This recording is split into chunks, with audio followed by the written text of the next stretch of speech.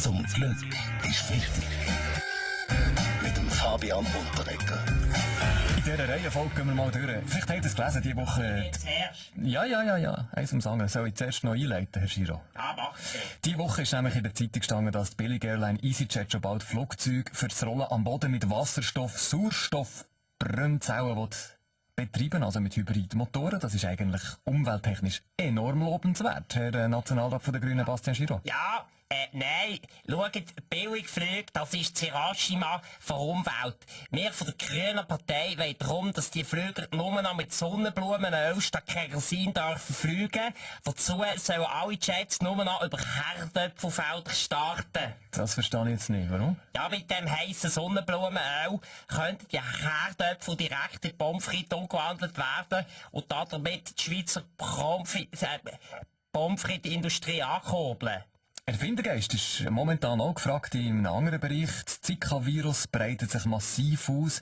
Jetzt weiss man auch, dass das Virus sogar durch ungeschützten Geschlechtsverkehr übertragen werden kann. Selber schuld.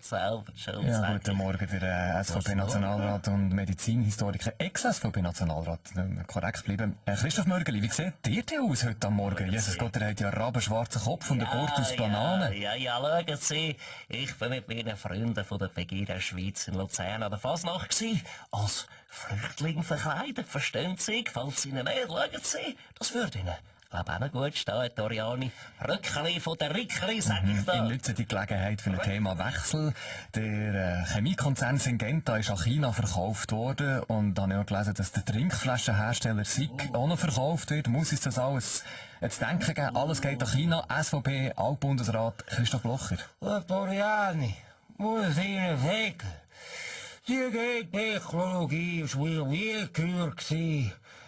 Mit dem Chemie schon ein paar Mal in China gewesen.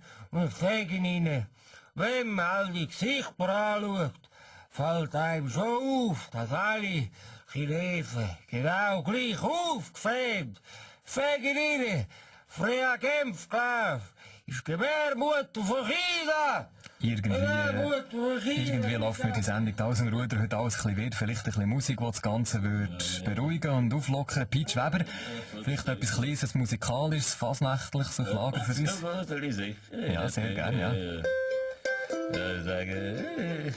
Ja, die Fasnacht ist eine wilde Zeit, ich sing und zuf bis also bleibt am Morgen blau, am Abend bleich, aber Turban gleich vom fetten Scheich. Trink weiter und da Eis, sag nicht heiß, ist gibt's den Mais, sag nicht heiß, ist gibt's den Mais. Zum Glück ist Freitag. Mit dem Fabian Unterreger.